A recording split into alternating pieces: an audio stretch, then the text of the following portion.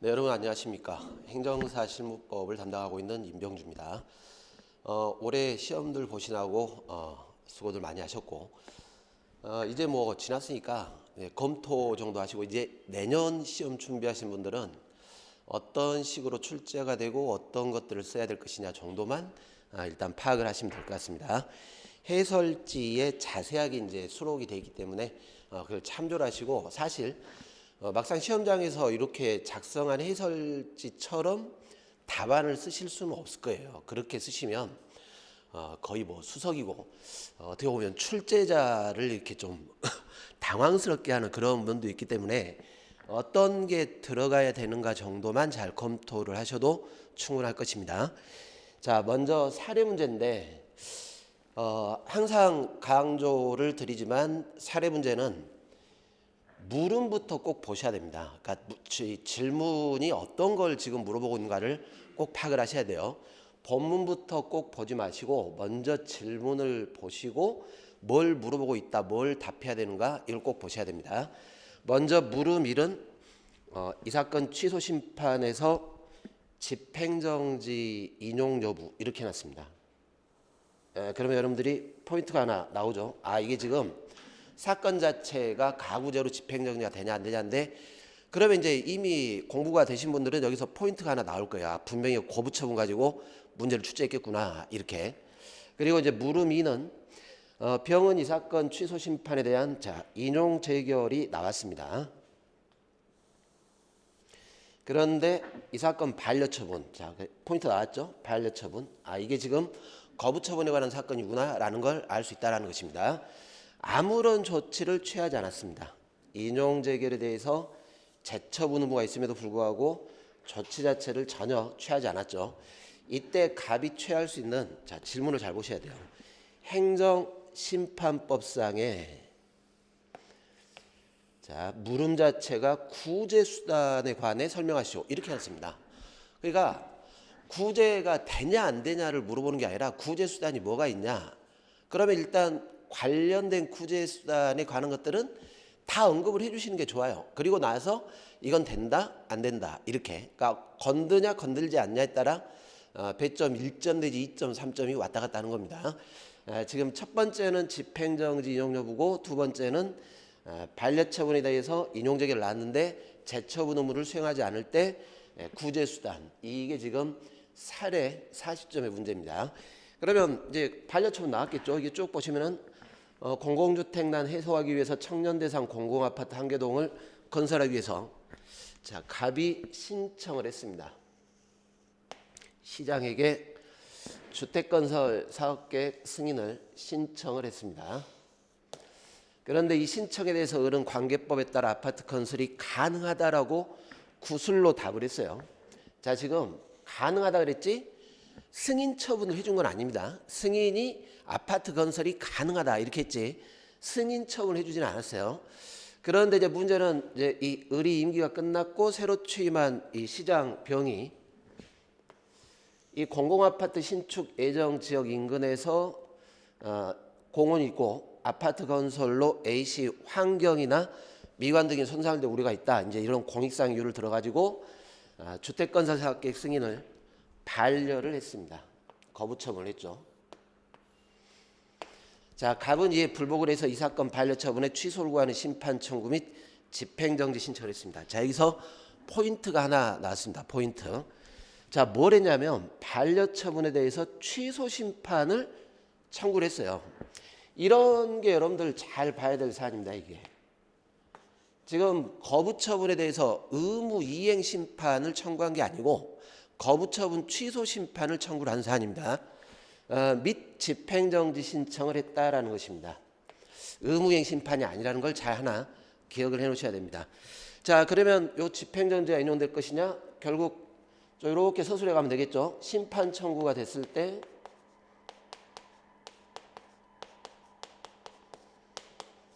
이 청구에 의해서 처분 자체 효력 세 가지죠. 처분의 효력 이런 건 외워두셔야 돼요. 그 집행 이 절차가 속행되는 거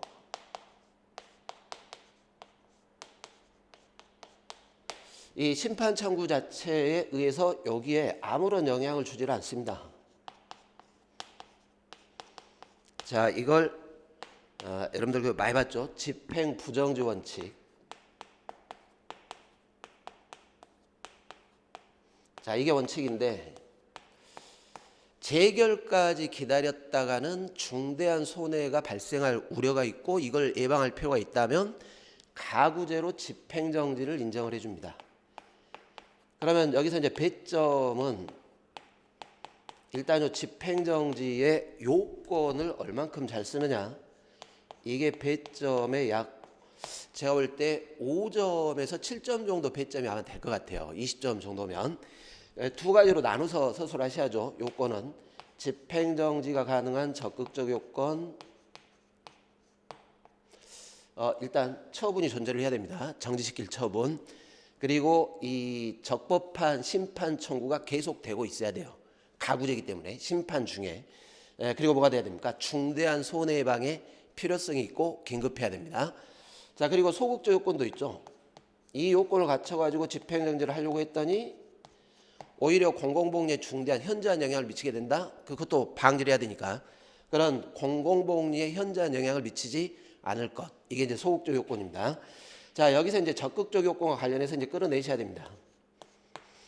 이 거부 처분이 집행정지가 가능할 것이냐. 자, 이게 또 배점이 약 5점 정도로 잡혀 있을 거예요. 그죠? 여기 5점, 여기 5점, 여기 뭐 1점, 의 같은 거. 거부 처분의 가능성, 학설과 판례를 나누셔가지고 세 가지로 일단 학설을 나눌 수가 있습니다. 뭐 긍정하는 설도 있고, 부정설도 있고, 제한적 긍정설. 그런데 그 포인트를 잘 잡아주셔야 돼요. 왜 이 학설 대립이 생기는가? 이렇게. 첫 번째는 야, 이 거부를 정지를 해봐야. 자, 이게 중요한 건데 심판법상으로는 정지 결정에 대해서 재처분 의무가 준용이 되지가 않습니다. 재처분 의무가 준용되지가 않습니다. 자, 이것 때문에 문제예요. 자, 이걸 쓰셨다면 고득점 하실 거예요. 아, 어디서 문제점이냐? 이거를 알고 있다는 소리이기 때문에 이걸 쓰셨다면 여기가 문제입니다. 자, 부정선은 그겁니다. 이거 정지해봐야 재처분 의무도 준용 안 되고 어차피 재처분 받지도 못할 건데 거부 정지해봐야 무슨 실익이 있겠냐 해가지고 부정하는 겁니다. 자, 긍정설은 법적으로는 준용이 안 되지만 사실상 재처분이 될 수 있는 경우도 생기지 않겠냐 이렇게 하는 겁니다. 법적으로 의무가 생기는 거 아니지만 행정청에게 사실상 재처분할 의무가 생기는 거 아니냐. 법적 의무는 아닙니다. 그래서 논란이 되는 겁니다. 이 부분이 포인트입니다. 이 부분이. 제한적 긍정설은 원칙적으로 안 되지만 실익이 없으니까 어떤 기득권을 갖고 있는 사람들 있죠. 예전에 뭐 영업허가를 받아가지고 영업을 하던 중에 기간이 만료해가지고 갱신허가를 신청했는데 거부당했다. 뭐 이런 식으로 내가 어떤 기득권을 갖고 있다면 이 거부를 정지시킬 실익이 생기는 거 아니냐 해가지고 재처분 의무는 없지만 예외적으로 기득권을 기존의 어떤 허가를 가졌다는 거랑 어떤 실익이 있는 자들은 예외적으로 인정하자 이렇게 하는 겁니다. 자, 제가 해설지에는 저는 제한적 긍정설로 평상시 가기 때문에 제한적 긍정설을 써놨어요. 이유는 방금처럼 원칙적으로는 일반적으로 인정이 안 되겠지만 기득권을 갖고 있는 사람들이 있습니다. 내가 영업을 계속 해야 될 필요성이 있는데 이게 거부해버리면 중단돼 버리는데 쭉 유지를 좀 시켜줘야 되는 거 아니냐 해가지고 제한적 긍정설. 그런데 우리 판례는 부정을 하고 있습니다. 자, 소결은 여러분들이 뭘로 가셔도 상관없어요. 근거만 잘 잡으시면. 제가 이제 추천하는 건 부정설 쪽으로 많이 가시라 했어요. 그래야 나중에 가구제 뭐 임시처분 분명히 또 나올 수 있는데 임시처분으로 끌고 와야 되니까. 그런데 저는 이제 제한적 긍정설로 가고 만약 부정설로 갔으면 끝이에요. 이걸로 부정한다. 실익 없다. 재처분 의무도 못 받는데 정지해서 뭐하냐. 특히 이 사안이 그렇습니다. 이 사안은 기득권이 없어요. 처음으로 주택건설 사업계획 승인 신청을 했지 예전에 뭐 공사를 하고 있었다거나 이게 전혀 없죠. 최초의 신청입니다. 최초. 그래서 제한적 긍정설에 의하더라도 실익이 없어요. 이 사람은 재처분 의무를 받는 것도 아니고. 그래서 사안 해결 이렇게 해가지고 부정설로 끌고 가시면 될 것 같습니다. 목차를 따로 나누셔야죠. 사안 해결은. 자, 여기서 이제 포인트 요 부분. 이런 건 여러분들이 기계적으로 암기가 되셔야 돼요. 시험장 가시기 전에 기계적 암기. 제가 자주 쓰는 말입니다. 구구단 외우듯이 암기가 돼 있어야 돼요. 아주 중요하니까. 그리고 이 거부 처분이 나오면 항상 요거 법적으로 재처분 의무가 준용이 안 되다 보니까 이런 문제가 생기더라. 이렇게 실익이 없다. 자, 두 번째 물음은 자, 이번에는 이 거부 처분에 대해서 인용 제기를 나왔습니다. 자, 여기가 포인트예요. 취소 심판에 대한 인용 재결입니다. 그러니까 취소 재결이 나왔겠죠. 그러면 거부 처분에 대해서 취소 재결이 나오게 되면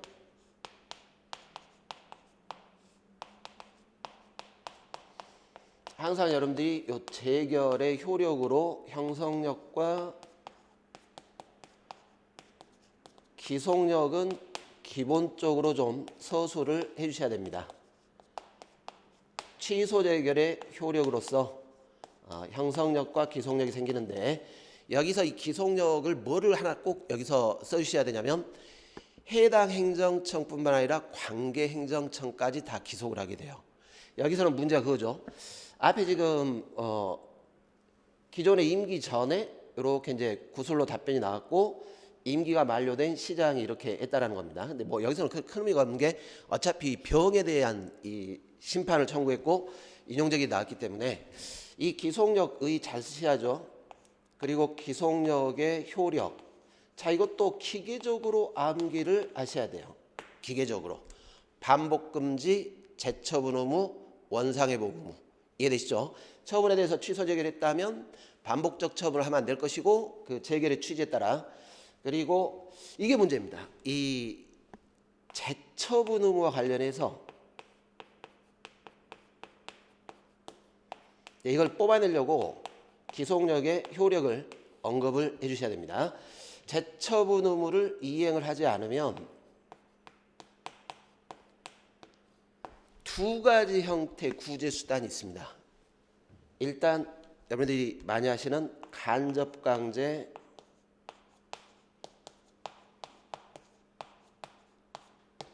그리고 직접 처분을 언급하시면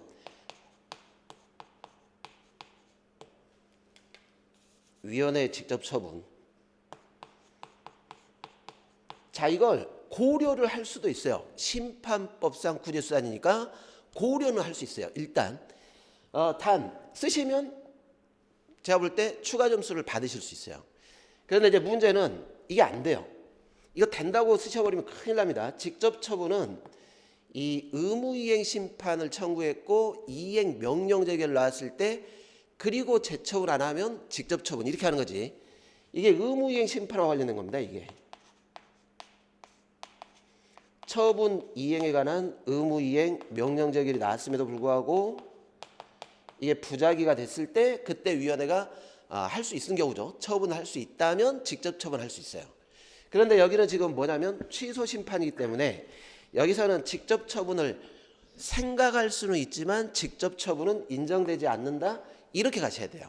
답안을 쓰실 때 고려를 할 수 있지만 인정되지는 않습니다.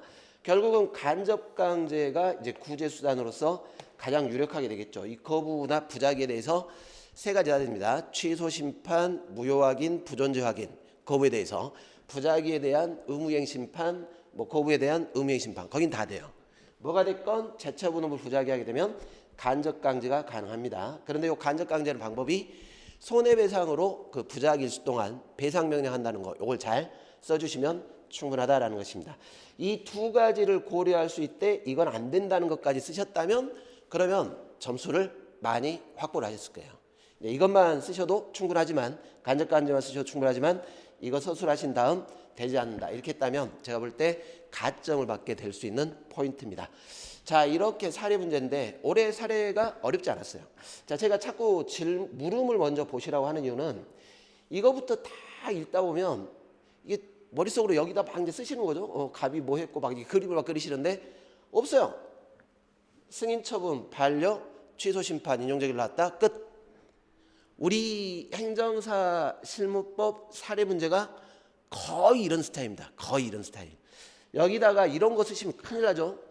이 구술로 답을 해줬는데 반려했다면 이 반려 처분은 위법이다. 이런 거 막 써서 해봐야 아무 점수를 받을 수가 없어요. 왜? 물어보는 것 자체가 그걸 물어보질 않았으니까. 그래서 물어보는 질문을 잘 보시라고 하는 겁니다.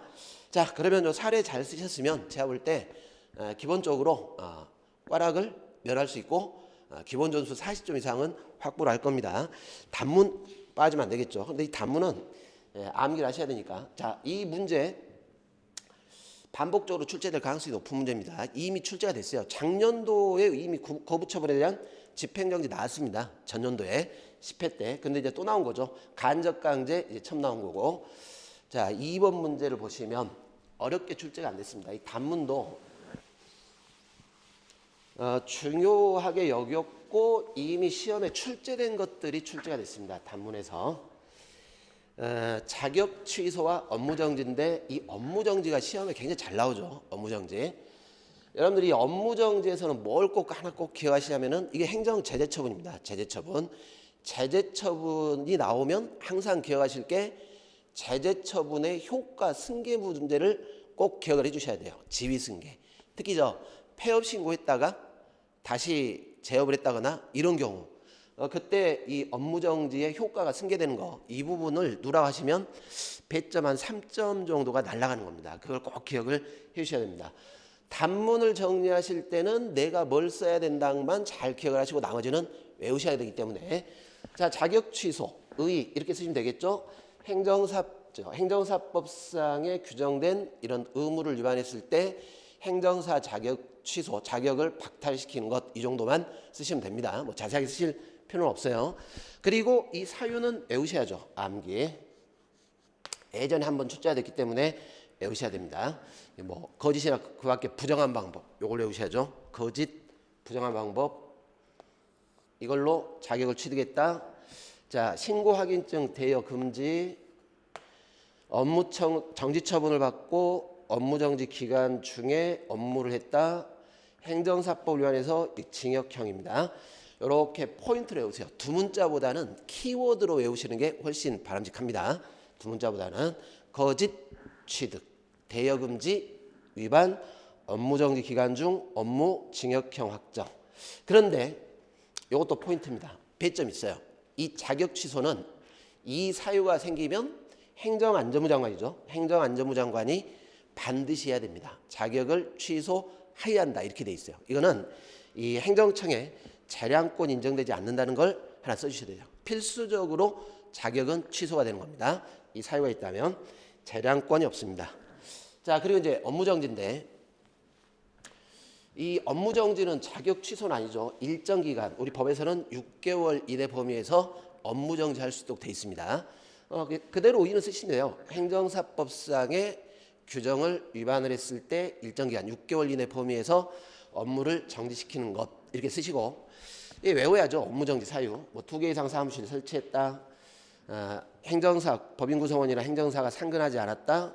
3개월이 넘도록 휴업을 했는데 휴업 신고를 하지 않았다. 등등. 또는 뭐 보수 외에 금전 반대급부를 받았다. 이거 처벌까지 받습니다. 이 법인 소속의 행정사 구성원이 따로 사무소를 뒀다거나 이런 거. 이건 방법 없어요. 외우시는데 물론 이러실 수는 있어요. 이거 언제 다 외워가지고 다 답안지에 쓰겠냐. 맞아요. 다 안 쓰셔도 대략 비슷하게 몇 가지 쓰셔도 제가 볼 때는 점수는 주세요. 한 서너 개 쓰신다 해서 아예 점수를 주지 않는다. 이건 아닙니다. 최대한 외워서 쓸 수 있는 만큼은 써주셔야 됩니다.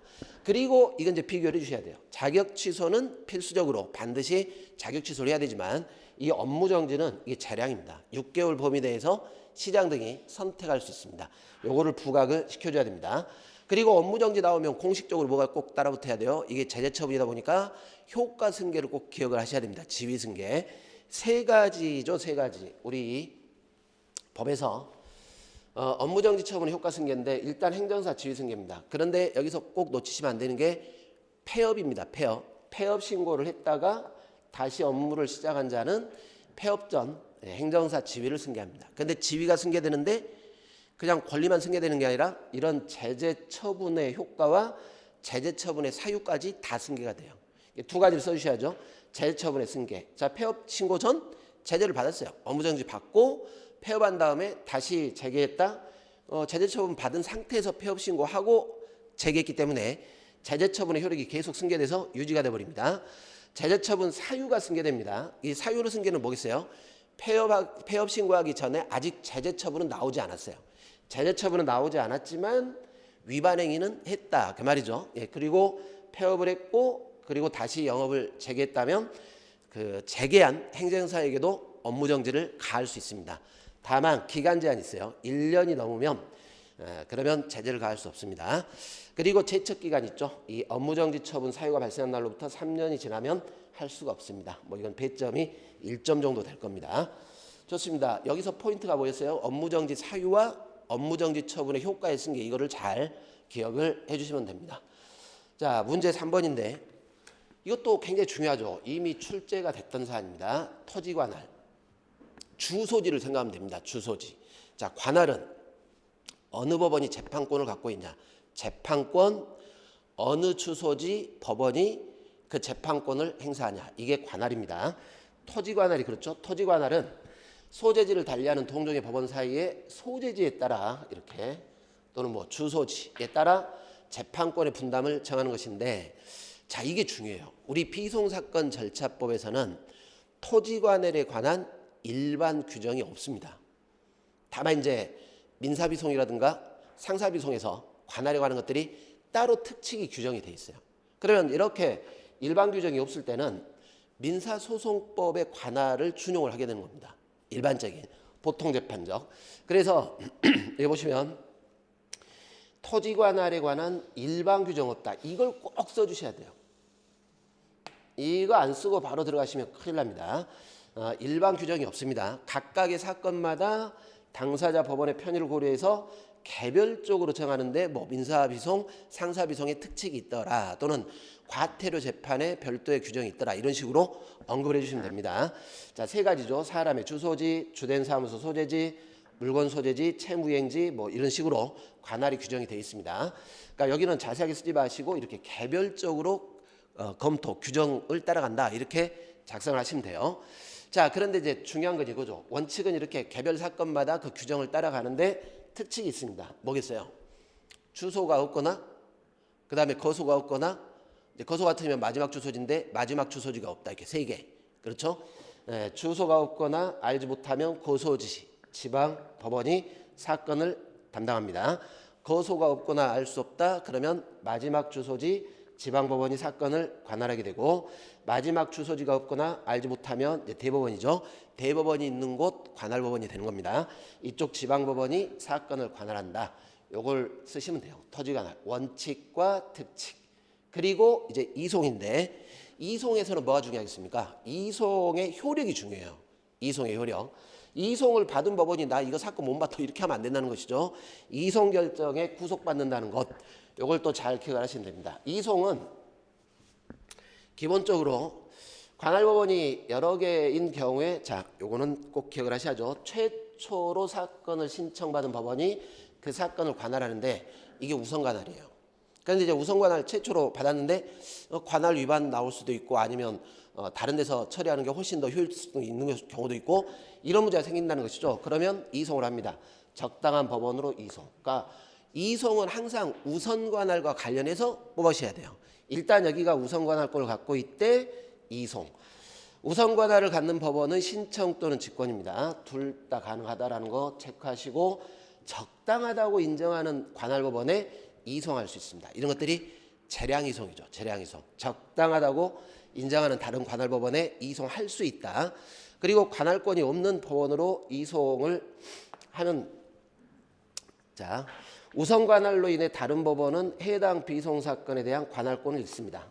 그러니까 이송됐으니까 이송받은 법원이 재판권을 갖게 되겠죠. 그리고 다른 법원은 민사소송법을 준용을 해서 해당 사건을 최초로 신청받은 관할법원에 이송을 해야 된다. 관할권이 없는 법원으로 이송했을 때 이런 문제가 생기는 겁니다. 자, 이송의 효력 이게 중요해요. 그러니까 이송은 우선관할부터 이렇게 적당한 방법으로 이송할 수 있다. 그 다음에 이송의 효력 이렇게 끌고 가시면 돼요. 문제를 답안을 쓰실 때 이송받은 법원은 이송결정에 구속받게 되겠죠. 이송결정을 따라야 되고 그리고 이송받은 법원은 사건을 다시 다른 법원에 이송을 못합니다. 그리고 이송 결정이 확정된 때 소송은 처음부터 이송받은 법원에 계속된 걸로 보게 됩니다. 그리고 이 이송 결정에 대해서 불복을 할 때는 우리가 이제 특별한 규정 없으면 보통 항고죠. 통상 항고. 그래서 항고를 할 수 있습니다. 이렇게 이 정도 쓰시면 될 것 같아요. 뭐 어려운 문제는 아닙니다. 우선관을 뽑는다는 걸 잘 기억하시고. 자, 문제 4번인데 자, 이것도 굉장히 중요하죠. 정리 많이 했던 겁니다. 항고의 종류, 항고의 효력. 특히 항고의 효과에서는 뭘 잘 써야 됩니까? 일단 사건 이심 될 것이고, 항고를 했으니까 재판이 확정이 안 되겠죠. 확정 차단. 제일 중요한 건 집행정지를 잘 쓰셔야 됩니다. 집행정지. 자, 뭐가 문제예요? 우리 비송사건 결정은 기본적으로 이 결정으로 뭐 법률관계를 확정을 짓기 때문에 뭐 인가 또는 뭐 허가 막 이런 식으로 하는 거 아니에요. 그러다 보니까 집행력이 따로 필요 없어요. 다만 집행력을 요하는 그런 재판도 있다라는 걸 잘 기억을 해주셔야 됩니다. 자, 항고의 의의, 원심 재판에 대해서 불복을 하는 거죠. 항고의 종류 4가지, 통상항고, 즉시항고, 제항고, 특별항고.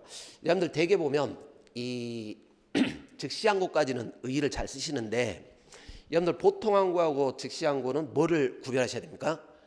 여기는 기간 제한이 없습니다. 통상항고는. 그러니까 여기는 법에서 특별히 규정해가지고 기간 제한이 있어요. 이게 민사소송법이 준용되는 거죠. 1주 이내에 항고를 해야 됩니다. 그러니까 즉시항고 사건은 즉시항고를 할 수 있다. 이렇게 규정이 들어가야 돼요. 그게 아니면 보통항고. 그러니까 요걸 대비를 해주셔야죠. 기간 제한 없이 언제든지 항고이익이 있을 때 언제든지 제기할 수 있는 항고. 이게 통상항고다. 그러나 즉시항고는 신속한 해결을 위해서 법의 규정을 두고 기간의 정함이 있더라. 요거를 부각을 시켜주셔야 됩니다. 그 다음에 제항고를 잘 못 쓰세요. 이 2가지는 잘 쓰시는데 제항고 뭘 생각하시면 돼요? 3심, 1심, 2심, 3심 뭐 이런 식입니다. 최초 항고에 대한 항고법원 또는 고등법원의 결정에 대해서 항고하는 게 이게 제항고. 특별항고 이걸 잘 못 쓰세요. 이거 외우셔야 됩니다. 자, 특별항고에서는 뭐가 꼭 언급이 돼야 되냐면 불복할 수 없는 결정입니다. 이게 사건이 지금 확정이 돼가지고 불복할 수 없다. 그러니까 극히 예외적으로 특별히 인정을 해주는 것이죠. 불복할 수 없는 결정이나 명령에 대해서 재판에 영향을 미친 자, 요거 헌법 위반이 있거나 재판의 전제가 된 명령규칙 처분이 헌법 또는 법률 위반 여부에 대한 판단이 부당하다는 이유로 할 때만 대법원에 항고할 수 있어요. 요거는 잘 기억을 해주셔야 돼요. 그러니까 암기는 하세요. 보통항고, 즉시항고, 제항고, 특별항고가 있다. 그런데 특별항고를 잘 못 쓰세요. 평상시 연습을 좀 해두셔야 됩니다.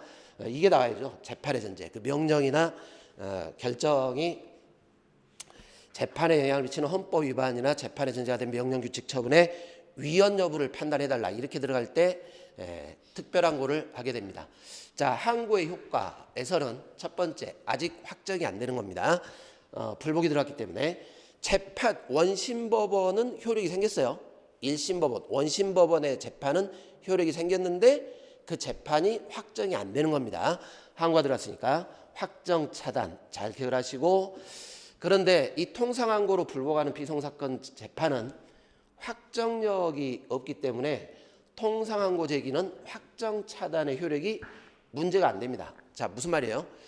원심법원의 판단이 확정됐다 안 됐다 의미가 없어요. 이게 허가 결정, 인가 결정 막 이런 것들이다 보니까, 그래서 원칙적으로는 확정 차단, 통상항고에서는 이런 게 의미가 없어요. 뭐 확정력이 생기고 말고 이런 게 없으니까. 즉시항고가 문제죠. 즉시항고. 1주 이내 즉시항고가 되면 대개 즉시항고 사건이 주로 이런 신속한 해결 차원에서 뭐 기각을 했다거나 안 받아주는 거 아닙니까? 안 받아주는 거. 그럴 때 즉시항고를 하다 보니까 즉시항고를 허용하는 재판에서는 원재판의 확정이 차단됩니다. 이 부분을 잘 구별을 해 주셔야 됩니다. 대개 통상항고 같은 경우에는 굳이 그냥 뭐 불복을 하는 건데 확정력에 관한 문제가 의미가 없는 사건들이 많아요. 많은데 즉시항고 같은 경우에는 이게 생깁니다. 그리고 2심 되겠죠. 자, 그리고 중요한 건 집행정지 효력. 아주 여기를 잘 쓰셔야 됩니다. 자, 원칙과 예외인데 우리가 비송사건 재판의 특성입니다. 비송사건 재판은 재판 고지하고 고지 받으면 효력이 생기는 겁니다. 바로 효력 생기는 거예요. 그러니까 여기는 뭐가 필요 없어요? 집행력이라는 것이 별도로 필요가 없어요. 재판은 바로 효력이 생기는 것이고 따로 재판을 집행한다 의미 없어요. 물론 예외적으로 집행력이 필요한 사건들이 있긴 하죠. 예를 들어서 뭐 과태료 재판 같은 거 결정을 했으면 과태료 집행을 해야 될 거 아닙니까? 그런 경우만 집행력이 문제가 되기 때문에 이 말을 잘 써주셔야 됩니다. 비송사건 재판은 고지에 의해 즉시 효력이 생기고 재판의 확정을 기다리지 않고 집행력, 형성력이 생기기 때문에 항고를 하더라도 형성력, 집행력에 아무 영향을 미치지 않는 게 원칙입니다. 자, 뭐가 없다는 겁니까? 재판의 집행정지 효력이 없다는 거예요. 집행정지 효력이 없다. 그런데 예외적으로 인정되는 경우 있죠. 아주 중요하죠, 이거. 이게 공식적으로 이거 암기가 돼야 됩니다, 이렇게. 기본적으로 재판, 비송사건 재판의 효력 자체에서 집행력, 확정력이 의미가 없기 때문에 집행정지 의미 없지만 예외적으로 민사소송법 448조 이런 조문들은 좀 외워두실 필요가 있습니다. 이게 준용돼서 항고법원 또는 원심법원이 판사는 항고 결정이 있을 때까지 할 수 있습니다. 원심재판 집행을 정지하거나 그 밖에 필요한 처분을 명할 수 있습니다. 이거는 항상 같이 따라다녀야 됩니다. 같이 집행력과 관련해 가지고 이럴 때는 집행정지가 가능할 수도 있다라는 것입니다. 그런데 이건 결국 할 수 있다기 때문에 판사 재량이겠죠. 판사 딱 사건을 봐가지고 야 이거 집행정지 또는 적당한 조치를 취해야겠네 라고 하면 하는 겁니다. 자, 법률 규정에 따라서 집행정지 효력이 나올 때도 있어요. 재판에 의한 집행정지 법률 규정에 따라 예를 하나 정도만 쓰시면 충분할 것 같습니다. 그 과태료 재판 같은 거 그는 법에 규정이 되어 있습니다. 과태료 결정에 대해서 불복이 들어가게 되면 과태료 결정 집행이 정지되도록 되어 있습니다. 이런 이제 법률의 특별한 규정에 따라서 재판이 집행이 정지되고 이런 경우는 있습니다. 그렇지만 일반적으로는 집행정지의 의미가 없다라는 거 이런 식으로 언급을 해주시면 충분할 것 같습니다. 자, 올해 문제들은 그렇게 어렵지가 않았습니다. 제가 총평에 불이타가 없었다라고 써드렸는데 죄송합니다. 기출문제를 잘 분석을 하고 기본이론 잘 따라가셨고 충분하게 준비가 되셨다면 충분히 합격하는데 별 지장이 없는 점수를 확보를 했을 것 같습니다.